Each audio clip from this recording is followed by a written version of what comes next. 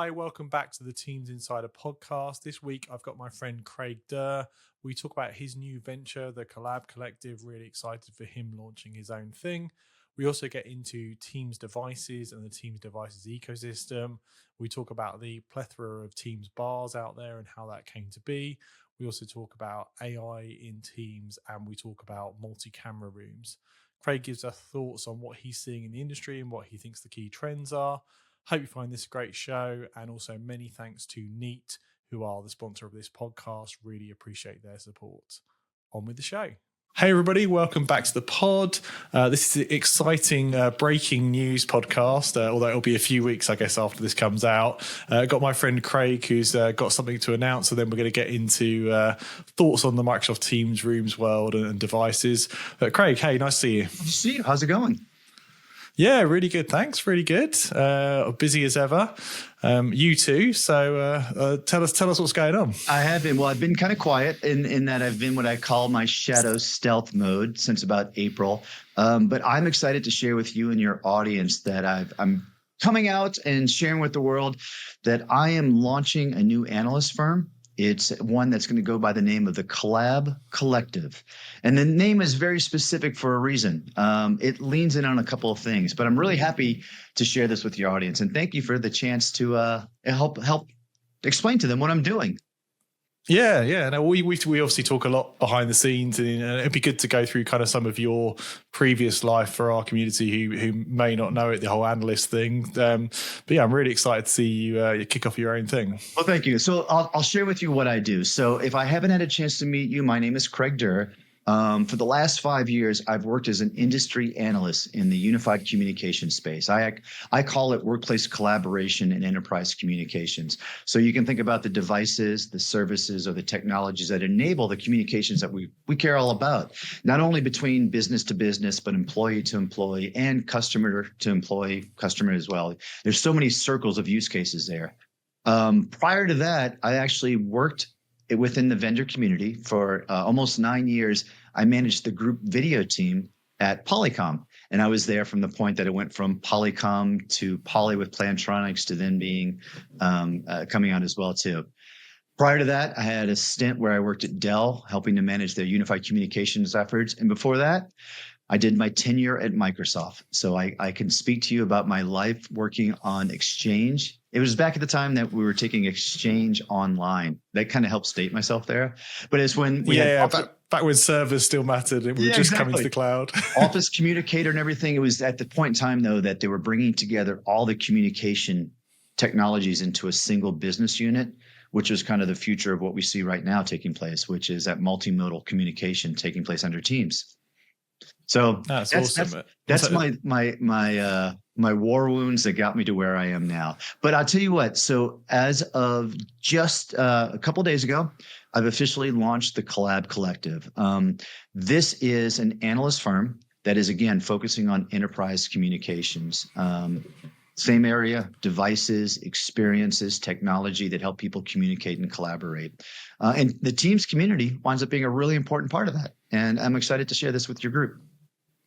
Yeah, it's interesting, isn't it? Teams. I mean, I come from the Teams background and the voice background, and the whole meeting space has just been kind of taken by storm by Teams. It's pretty interesting in a relatively short period of time in the grand scheme of things as well. It has. And actually, I can think through all those transitions. I mean, some of your audience is going to know everything from linked room systems. I remember helping to launch one of the first ones at Poly, to the different iterations of what was taking place in those devices till we finally got to Teams. And at the point in time, I feel like that Microsoft really leaned in and said, this is going to be our epicenter of how we're going to have people communicate, chat. You have SharePoint integrated into this for file share. You've got meetings, you've got voice, as it expanded its voice ecosystem to all these Operator Connect and all these other things. It really helped drive this into a single point of focus, which I think is a really powerful story. And I think what's interesting at the moment, and kind of in the last 12, 18 months, is we're starting to see things being done with room technology that never could have been done with the kind of traditional approach of edge codecs, all the cloud stuff, all the AI stuff, like that could only be done on a cloud first kind of approach, I think. It is, boy, isn't that an interesting tussle though? I mean, if you think about it, people are trying to figure out where should that point of decision be made? Is it cloud based? Is it on the edge base? And we've got some mutual friends that got some wonderful devices out there that have some really powerful AI technology on the edge, and they want to pass it on. And then we've got some friends out there who are saying, you know what, just to make sure everyone has an equal experience, I'm going to do this in the cloud. IntelliFrame is a great example of that, right? And it's an interesting tension, isn't it? Because I'm excited when the OEMs get to do their own thing and innovate, and particularly with things like Central Room Cam. We're going to talk later on about multicam.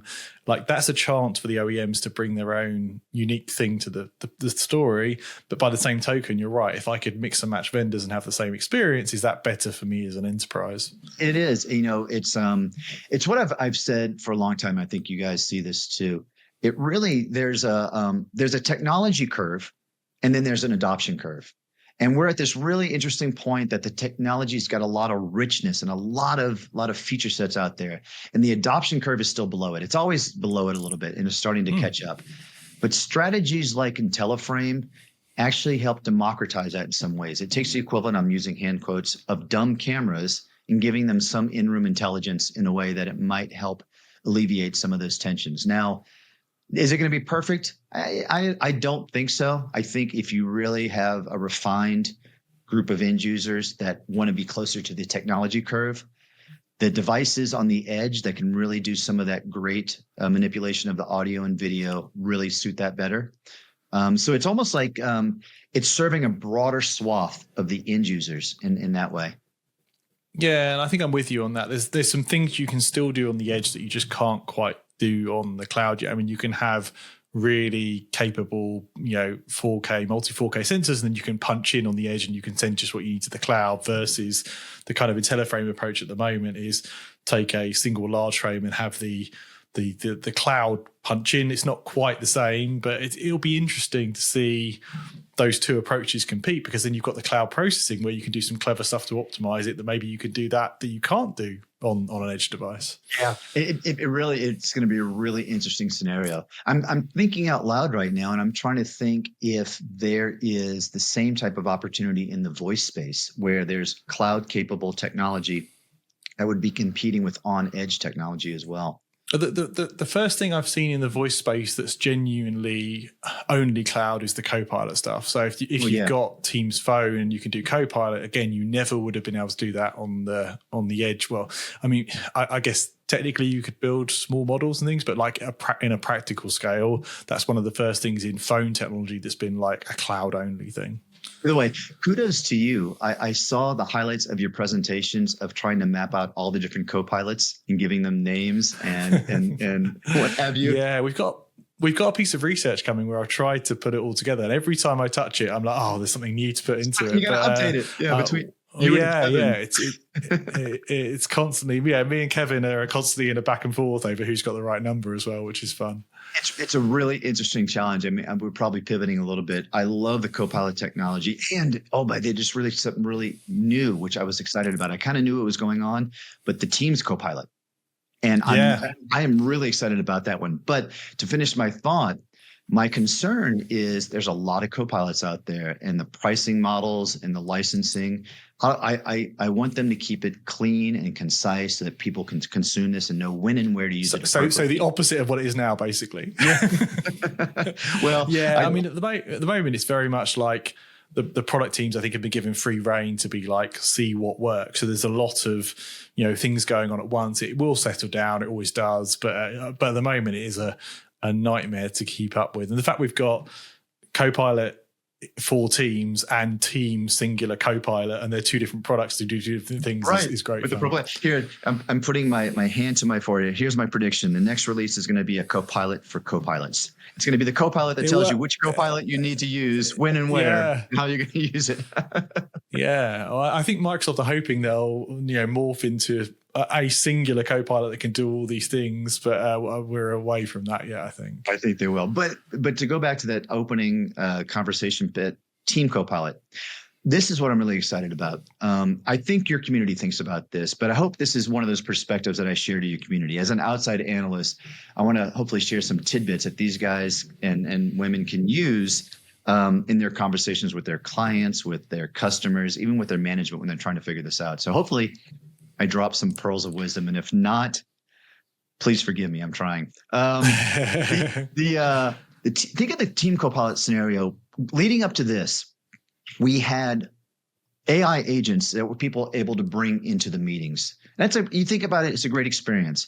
But Tom, let's say if I had a meeting with you and I was double booked and I sent my AI agent to your meeting, what does that tell you from our human level, our cultural level? It says, you're second important to me out of another meeting, and I'm going to send a virtual agent to sit in and take notes for you. And whether you give it permission or not to do that, it kind of sets this kind of tiered level of importance out front, in the conversation, which I think is really culturally a bad idea. It is really interesting, isn't it? Because actually, previously I had 3 back-to-back meetings and I declined to. Is sending my AI better than declining or worse than declining? Because I was just going to decline you before.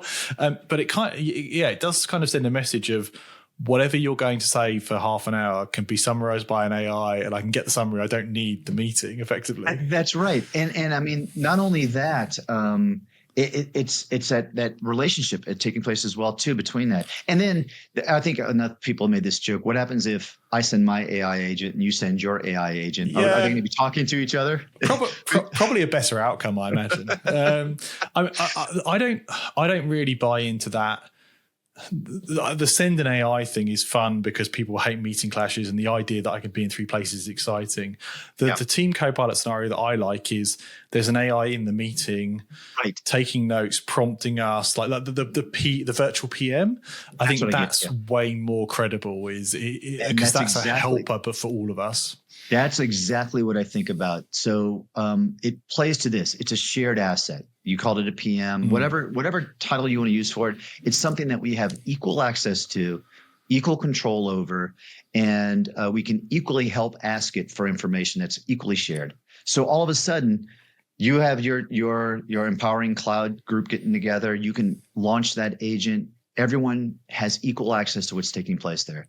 And I think that democratizes it well. And so I think it's a brilliant play on how you want to have an AI agent come into a meeting experience. It's a good idea. It's interesting from Microsoft, though, from a positioning point of view, because very early on, they were very gently with this. So like, Copilot is your personal assistant. You're in charge. You use it individually. And now they're crossing the line where it's like, oh, hang on. It's a virtual project manager. It's a virtual assistant. It's an agent. Right. And they haven't really been called out on this very much, but and it's the way the whole industry is going. It's not just them, but now we're crossing the line into agents and proactivity. Yeah. How are people going to react to that, to your point, is a really good question. I think it's the right one. And now their risk is, to what you talked about, the licensing model. When and where do I have Teams Copilot available to me?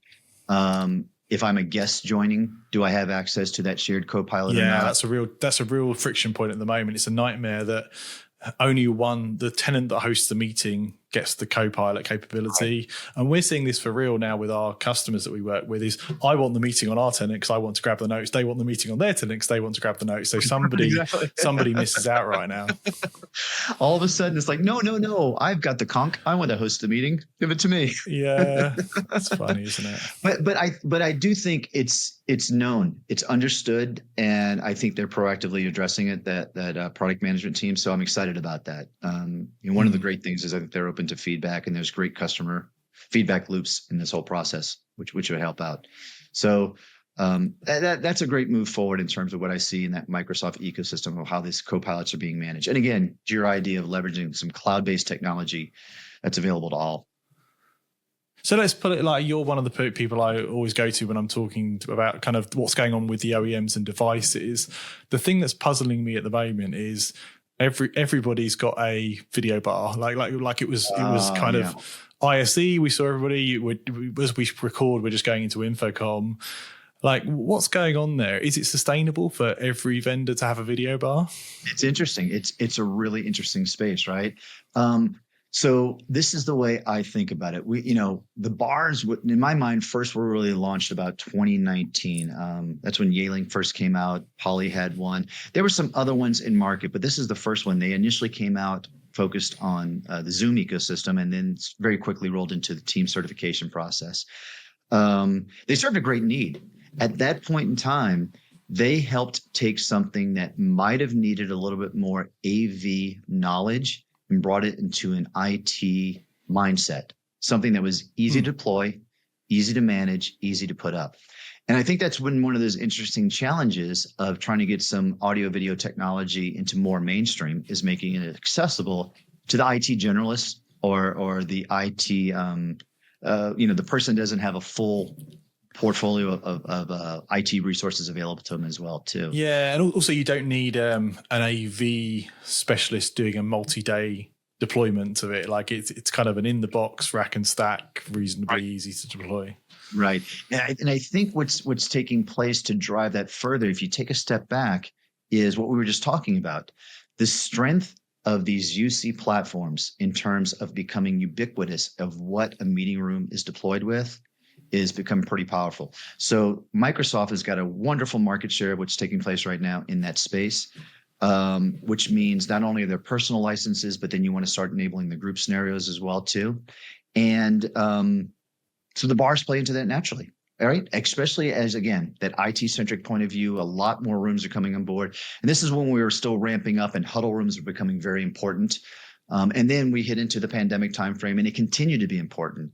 One of the things that I do that I share with you and other clients of ours is the numbers of the market, what I see taking place in terms of total units sold, their form factor, the meeting rooms that they're actually being leveraged within. And that small to medium space was part of the rocket ship that was taking place. Huddle rooms were already becoming important because video was becoming a little bit more ubiquitous and people were getting more and more on, and you wanted to take it from the white glove experience down to every employee can use it experience. And so that kind of played into it as well. The other thing that interestingly enough played into it too was price point, right? The bars were starting to bring down the price point of what was taking place in the room. So yeah, I think that's really key. Yeah. And Microsoft have now kind of semi-blessed BYOD. Previously, that was very not the thing to do, and now Microsoft's that's the reality. Which now, if you're getting into BYOD in bars, you can get some really good technology in the bar for the price point because you're not putting compute in the bar, and that's interesting as well. Right, exactly, and actually, that's what's actually playing out here as well. And that's the recent transition. I'm probably giving too long of a history lesson that all your listeners probably know about. But as the price point came down and rooms became a big selling point, especially coming out of the pandemic, and people were starting to do that, it wanted to become very important. So vendors were having huge opportunity. Logitech was well positioned at the time, for example. Neat had their bar; they were bringing it to certification. Poly had theirs as well too, and those bars continue to fill out. Then that came the next thing is BYOD, because now we're starting to get into this idea of Android versus Windows, and I call that the religious war. And that was the big challenge there, right? No matter what, people can find the right answer. It seemed to focus mostly on security and management. And if you're a zealot towards Android, you can talk about why you thought security and management was best there. And if you're a zealot towards Windows, you can talk about it in the same way as well. That continued to do it. But as price points came down and more rooms came in, the BYOD bars were key. So things like I mentioned Logitech, Meetup was well positioned and ready to be there at that point in time. Poly had their studio bar. Yealink had some other USB bars as well too. But in this last 18 months, as Microsoft started embracing BYOD, we're seeing a lot of BYOD bars come out, but with intelligence in them. They're network connected, they're managed devices. Yeah. And what's taking place now is where you had this price point of BYOD bars pushing it down in those Windows environments. You now have some of the other bars that are still coming back in that are a little bit higher. So it's going to be interesting to see what takes place in the market of the adoption rate. So you almost have these tiers now. It's not just dumb BYOD bar, full operating system bar. There's now somebody landing in the middle creating the middle's really interesting, isn't it? Because the classic BYOD criticisms are multiple cables are a pain, but we kind of got to USB-C and that's kind of gone away. Then it was they never get updated, which is definitely, from the customers I work with, accurate. Nobody goes around and firmware flashes them. But suddenly you've got things like the Meetup 2 and Poly have others where they're network connected, even though they're BYOD. So suddenly you can manage them and you can flash them and you can get stats out of them remotely.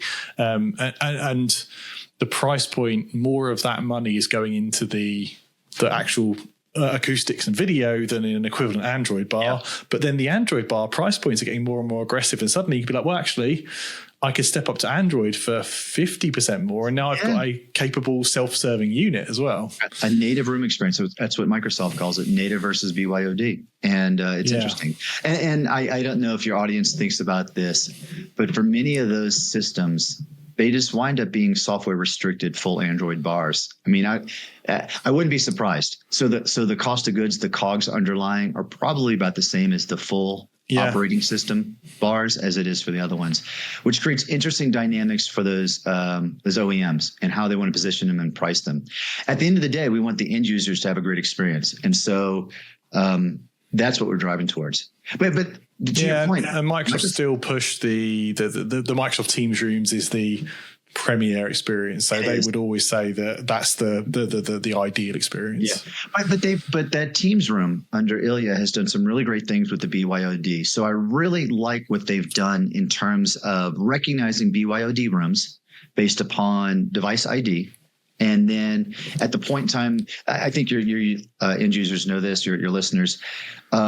If you and I go into a room and we both plug in our separate laptops and we hit the same dumb BYOD bar, it's able to identify. I think it triggers after the fifth time and saying, "Hey, that's it." Five uses mean that it's a shared device, not a single device. So now we can start capturing and thinking about that in that point of view. Now, it doesn't have ongoing insights, but every time somebody connects the device to it, it can grab some insights, which is really helpful. And then the second thing they did really helpful in this process is they updated that BYOD experience. So you're not default sharing screens when you plug into the device.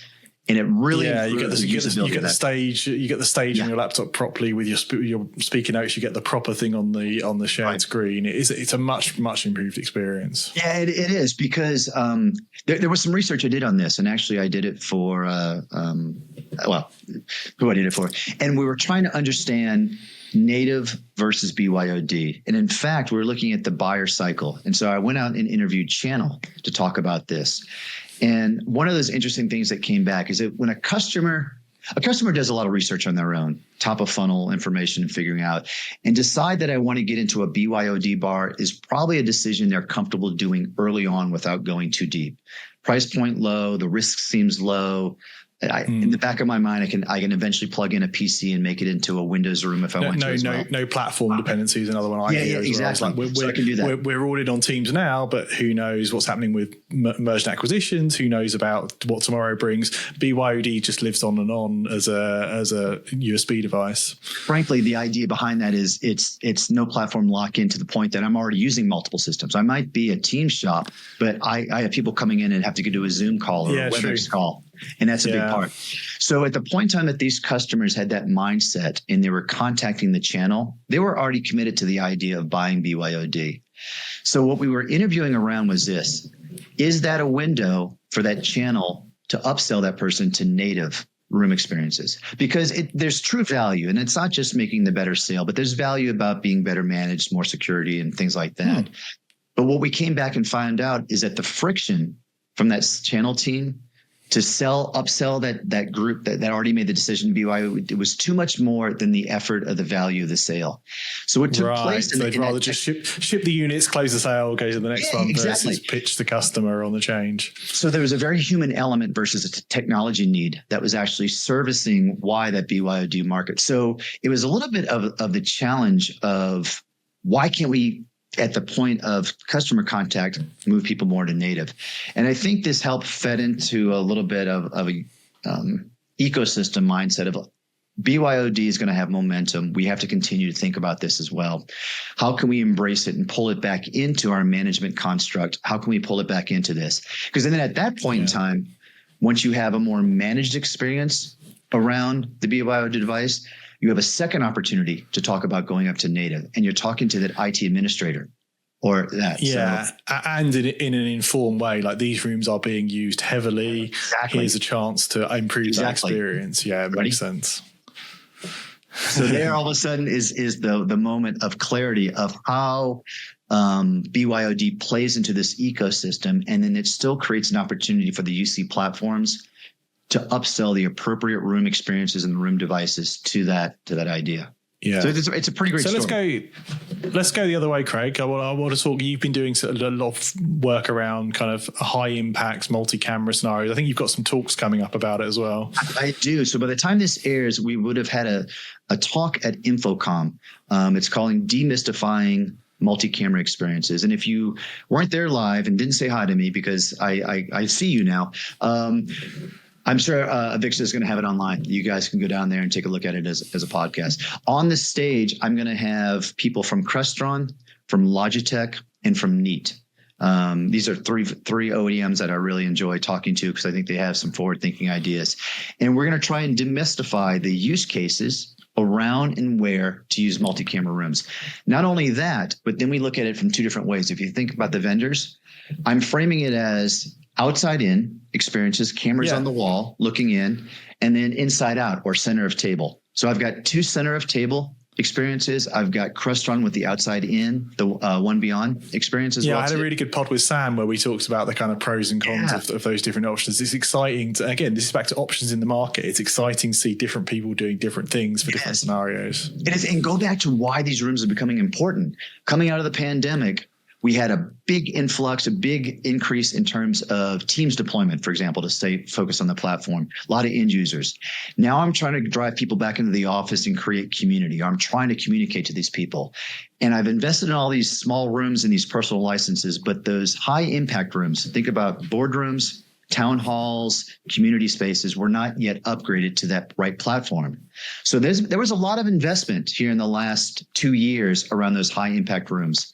Some of our the ecosystem. Not only are we talking about multi cameras, but we're talking about control, AV over IP. We're talking about audio, installed reinforced audio. Yeah, audio is a big one as well with the with things like the Copilot and transcription. Having the audio right is more important than ever because you want those transcriptions. And again, high impact rooms means important meetings, means good transcriptions, ideally. And we're at this really interesting influx point too, and price points are playing into this. If you create a 2x2 matrix, and if you have outside in cameras and you have center of table cameras, and the two use cases I'm trying to align to, what I'm trying to do is create a framework for people to think about this and start this. Think about meetings as being two types of meetings. I would call them one-touch meetings, and then I would call them high-impact meetings. Now, a one-touch meeting is what you and I know. We walk into there's a control device. I can see it. I hit the button. I join. And I've democratized this enough so that I don't need a white glove service to join the meeting. You can join it. I can join it. My intern can join the meeting if she needed to, because it's really simple. It's a one-touch experience. And then those high impact rooms might need a little bit more production value behind them. It might have somebody presenting on stage. It might have a hot zone by a whiteboard that I want to make sure it's picked up. Frankly, for the far end, it might have a key attendee, like a chairperson or a chair or a CEO, that I want to have zoomed in on all the time because I want to see their reactions, right? Yeah. So that's what I think about with high impact rooms. If you look at these solutions, they can serve both of them, but some of them tend to be optimized a little bit more, and price point plays into it. So those center of table cameras, I love them because you know what they're doing is they're bringing this multi-camera solution really easily to those one-touch rooms. So a one-touch room might be a huge, long boardroom we know about, right? Yeah. And the irony is the most important person sits the farthest away from the camera. Top of the table, Yeah, exactly. They have the fewest pixels in the screen, and they're the most important person. So that center of table camera brings not only the camera down to them, but think about it, microphone and potentially control too, mute button, things like that. So you can pick them up. So in those rooms, and you have more volume going through those rooms, you don't want to have to call in IT tech to start a meeting and drive it. So they play really well to that one-touch experience. Plus, and their price points are getting, it's using High volume cameras. It's coming down, isn't it? Yeah. I think Crestron either have or imminently have two of the One Beyond cameras running on USB, so you can have dual camera without the full on kind of brain of it, and just have those running together. Like you say, the center of rooms, the prices. I think Poly have got something coming there. Obviously, that there's a few other vendors coming as well, and it'll just be. It'll get competitive as well there. So that's good options for the customer. It's just going to be like bars, right? Right now, like you said, I could think of, we're going to come back from, again, Infocom, and I can think of 4 vendors that are going to have working center of table cameras there. And I can tell you a couple more that probably have whisper rooms talking about them as well. So it's a hot area. But then go back to those other ones, the high impact rooms, and you have outside in. And this is where you want to have, can I have AI controlled high value use with still without bringing someone in? One Beyond solution is a great one as an example of that. I can create a hot zone. I can hone in on a presenter zone and things like that. They're moving to dynamic direction based on audio zones as well. So the camera lines up with the audio. So like that technology as well, with now that AI is here, is just going to get so exciting over the next couple of 6-12 months. The AI is going to get really good at direction, I think. It is. And then crossover with what Microsoft is really promoting, which is attribution. They call it the ability to voice identify that it's Tom talking or Craig talking. Now I've got these intelligent shots getting you at the right angle, giving you your name. So I see you, but then it adds into the transcription, which adds into the post-production of all that AI. It feeds well. So closing some of these challenges on those large rooms, getting better images, getting better sound, feeds into that AI work stream as well is going to be a pretty powerful story. It's exciting time. So I think we're about out of time, but Craig, really excited for what you're launching. We've been talking a lot about behind the scenes. I think it's going to be really great for people that want to follow on with you and the Collab Collective. What's the best thing to do? URL is collab-collective. I'll have writings out there, blog posts, videos, and what have you. If you're watching this now, I invite you to go out there because you'll see a lot of updates from Infocom that I'll have posted, including some booth tours and some great things like that. Otherwise, you can find me on LinkedIn and on Twitter. I'm not going to call it X. And you can find it under my name, which is Craig Durr. Please follow, please like, please comment, please engage. You guys have so much great feedback. And I love that you guys always bring me back to my core roots, which is understanding the product and the technology, because underlying all this, I'm a product geek, and I need to be able to keep myself true to those roots there. So that's great. That's awesome, Craig. All right, we'll have you again on the pod soon. I appreciate it, Tom. Thank you for having me.